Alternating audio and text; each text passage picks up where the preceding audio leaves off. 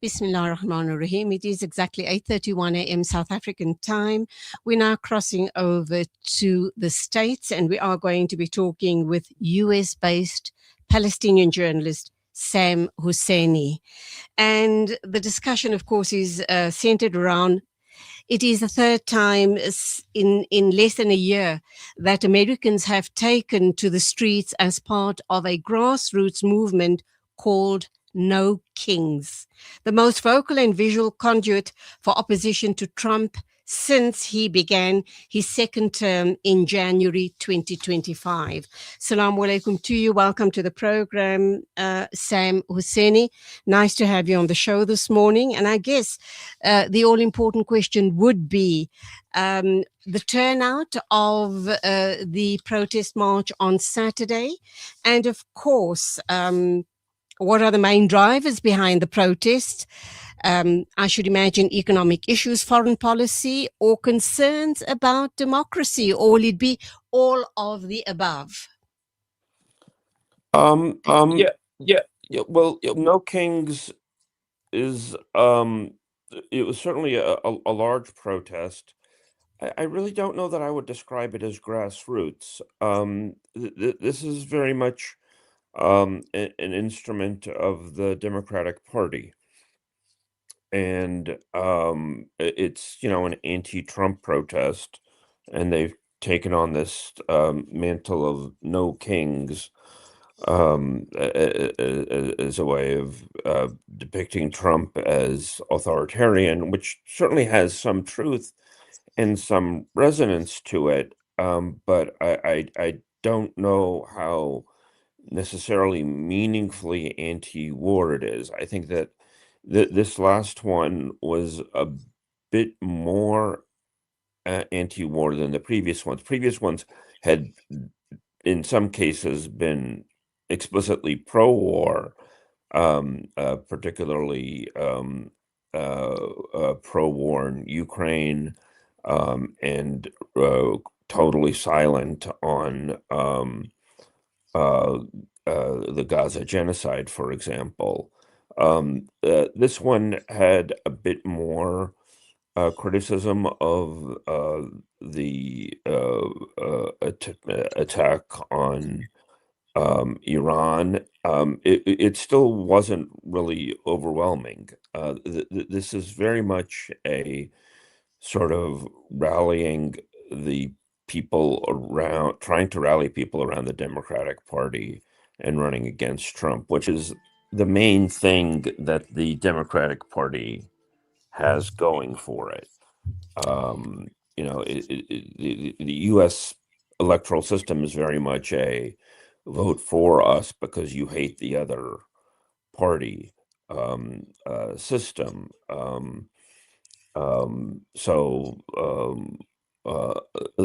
There was certainly some rhetoric from some people about oligarchs, which is true in terms of, Trump does do a lot of that, but so does the Democratic Party. And his increase in terms of using ICE as method of repression against immigrants. So there was some substance to it, but I think it's easy to overstate the grassroots nature and the anti-war aspects of it. I'd like to read a tweet to you from Bernie Sanders. And this is what he says. How many times can we obliterate Iran's nuclear capabilities? How many years will Iran be weeks away from attacking the US? How many wars can Netanyahu get us into? How many centuries will countries continue fighting religious wars? How many trillions must be spent to feed the military industrial complex? And how many innocent men, women, and children must be killed and displaced from their homes? End this war now. Your response?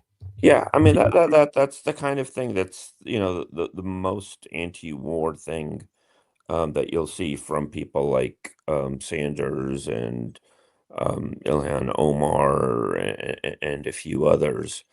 Um, but you know, there's a thing in the United States called sheepdogging, where you have people like Bernie Sanders bring people um, who are upset at the establishment into the Democratic Party, but Bernie Sanders doesn't control the Democratic Party. People like Chuck Schumer and Jeffries do. And it's people like that who will actually criticize Trump when he last year backed away from a full throttled attack on Iran. Um, and also Sanders himself, I mean, he backed effectively the Israeli genocide through much of it during the Biden administration and then gradually shifted. And then, you know, people like him end up being more critical of US foreign policy um, when a Republican like Trump is in office. And even then, they rarely um, criticize it in terms of legality. Uh, and really using what mechanisms they can to try to stop. For example, there's an incredibly amusing incident. Actually, a couple of things. There have been no calls that I've seen from any Democrat to impeach Trump for the illegal war against Iran, for example. There are occasional calls, and there have been impeachments of Trump for other reasons, but never for illegal wars um, uh, that are meaningful in scale or that are transpartisan. There were some calls during the first attack on Iran, and they were quickly squashed by the Democratic Party. And they're never done in conjunction with the Republican dissidents. So I think that's a serious limitation. Another thing that Congress can do is to try to cut off funding to Israel because of its nuclear weapons. There are laws, the Clinton-Flemington amendments, against funding nuclear weapons proliferators. And you recently had one Democrat, Castro, questioning a Trump administration official who refused to acknowledge that Israel has nuclear weapons, which is something that I've encountered. I've asked numerous officials of both political parties, and none will acknowledge it. But what's really interesting is that um, Castro technically, a Democratic congressman, technically didn't acknowledge Israel's nuclear weapons in his question. He merely challenged the Republicans on that. And then Ilhan Omar was questioned about that questioning, and she chastised the Republican administration, but she also didn't technically actually acknowledge Israel's nuclear weapons because there's a gag order on the subject. And Ah. and they don't dare challenge that gag order, even though they should. It's an empirical And can I reality. interrupt you here? Please, can I interrupt you here? If there Sure. is a gag order and people like Ilhan Omar or whoever does challenge it, what do you believe would the impact be on them? Would they get thrown out of Congress? Or, why is it that people are tiptoeing around this issue, number one? And why is it that the US is still continuing to fund Israel? Um, the genocide on the Palestinian people, and of course, the majority of the global north is totally quiet on it. And now there's this war on Iran. Is it a concerted effort at taking control of the Middle Eastern region? Clearly, there's a bigger plan, a master plan in place here. Is the way I read the situation. Your thoughts on these issues? I think there is a master plan. I think it's been articulated for decades. For example, you had the uh, uh, Securing the Realm document drawn by Richard Pearl for Netanyahu when he was prime minister initially several decades ago, where they talked about getting rid of any Arab government that could stand in Israel's way, and now we see so many Arab governments effectively working with the U.S. and Israel. And I think that there's been a concerted effort to manipulate the U.S. public. I think No Kings is effectively part of that, to act as a sort of very controlled release valve. And I think you see analogs on the right. So, for example, a lot of people invested a lot of their emotional capital in somebody like Tucker Carlson, who has some criticisms of Israel over the last couple of years as it's committed genocide, but it's been of a fairly controlled nature, and now he is effectively backing Vance's alleged peace efforts, and so on. So I think that there are mechanisms on both sides of the political divide that give some voice to the discontentment, but it's very limited in scope. And then they compel the people that follow them to go back into the two-party fold. So to get progressives who were disgusted by Israel's genocide, to get them back into voting for the Democratic Party in the upcoming midterm elections, and these semi-manufactured conservative voices to do the same thing. And this is the way that the U.S. public ends up being manipulated, so that what you don't have is a breakout where you have actual cooperation between the left and the right uh, against the U.S. being an empire and being working hand in glove with Israel in its genocide, and now in the attack on Iran and Lebanon and Syria and so on.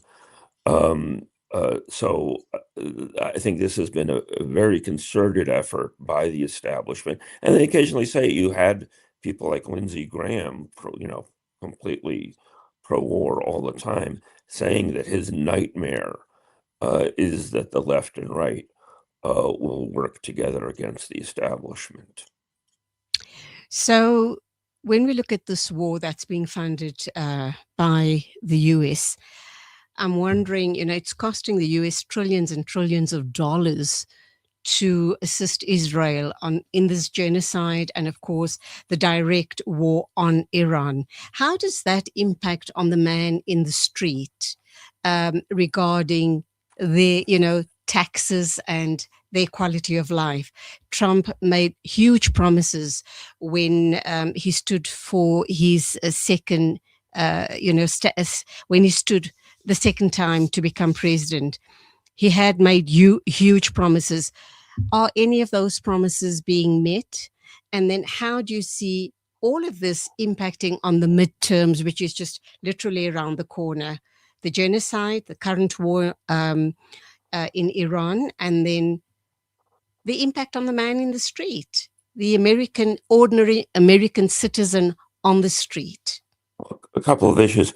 I think the impact on the man in the street of the person on the street of the massive military spending that we're seeing either to Israel or, for that matter, Ukraine, and obviously this attack on Iran is negative, but that doesn't mean that it's not good for some people. It's good for the military-industrial complex. So these wars end up being a mechanism that takes money from the taxpayer and funnels it through the war-making mechanism to connected corporations, mostly military, but also increasingly big tech, for example.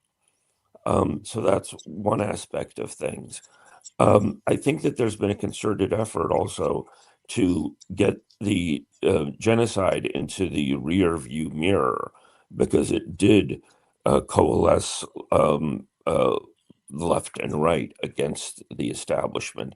So part of what Trump did was to go after Palestinian activists on immigration matters. And I think that this was a way of changing the subject from genocide. It's not a question of genocide, it's a question of immigration, which plays to his base and which puts things more in a partisan framework. The establishment wants the people to be trapped in the Democratic and Republican parties, and that the leadership of the Democratic and Republican parties continue this spree of the U.S. as empire. What should happen, because you see so much cooperation in the war-making apparatus in the leadership of the Democratic and Republican parties, is that there will be a mass uprising that is transpartisan, that includes people from the left and right, cooperating together, and to break out of that, either using the Green Party or the Libertarian Party or a new party or a candidate that can appeal to the anti-establishments across the spectrum. And so I perceive things like New Kings as a way of forestalling that possibility, which would usher in genuinely meaningful change that breaks out of the two. But I've set up a webpage called votepact.org, which attempts to do that, which attempts to bring together people from the left and right and siphon off votes in pairs to independent candidates. So I think that there's a substantial mechanism to forestall the possibility of that happening. We're going to go for an ad break in a minute or two, but do you believe that these type of protests would create and can create political polarization in the US? Yeah, I think they're designed to create political polarization. And, I mean, some of it is well-founded, but some of it is simply to perpetuate the establishment. I even think that, some of the terminology that's used, for example, no kings, it's very interesting. Several years ago, there was a right-wing mantra among religious conservatives. Trump is my Jesus is my king, Trump is my president. And in a sense, I think, I suspect, I don't know, that the slogan of no kings is sort of a rebuff to some religiously based people, some of whom might have started to break with the establishment as they saw the reality of Israel's genocide, for example, and that the sloganeering of no kings and the way that it's done effectively increases polarization to compel people to continue to be trapped within the current political duopoly. So Trump is seen as authoritarian, impulsive. All his posts and the kinds of things he says to other world leaders makes one wonder, is he the right person for the job? But be that as it may, he has, under his watch, we've seen the genocide play out. We now see a war in Iran, which should never have happened. And of course, also the incursion into Lebanon. There is speculation and musings around the fact that this was Trump's way of taking the spotlight away from the Epstein files. Would you agree with that, with that line of thinking? And how damaging do you believe that what is further revealed from the Epstein files would be to him and, I guess, other world leaders and top political figures and others? Yeah, to touch on something that you raised earlier, Trump campaigned as a peace candidate. So he captured the right wing and coax them in that way, and America first, and then he pursues these wars in conjunction with Israel. I think that it's sort of a mirror image of somebody like Obama, who campaigned on hope and change and rallied anti-war people, but ended up waging war against Libya, for example, and others. So Trump is clearly a con man. And a warmonger and pro-Israel. I think that's totally true. The thing with the Epstein files, I think in some respects this can be seen as an attempt at a distraction of that. And you did see left-right cooperation on that. For example, even though I think that their critique of it was limited, you did have Democrats and Republicans, for example, Ro Khanna, a Democrat, and Tom Massey, a Republican, cooperating in trying to get more information regarding the Epstein files out. So getting out of the focus on the Epstein files is beneficial both in terms of the content and because it was a left-right effort, both of which are threats to the establishment. But at another level, it's very bizarre to call it a distraction from that because the Epstein files, one of the main things that they showed was how close Epstein was to Israel, and that he was working so closely with Ehud Barak and other Israeli officials to further Israeli interests on multiple fronts. And some people, pro-Iranian people, use this and rally around it. Call this uh, you know the war against Iran is part of the Epstein cabal, and so on, which I think has some legitimacy to it. So in a sense, it's bizarre to call it a distraction since it's kind of all part of the same scandal of U.S. and Israeli policy being so conjoined and imperial in their nature. Sam, we've got to go for an ad break. We will be back with you in a minute or two. Please stay with us. Thank you.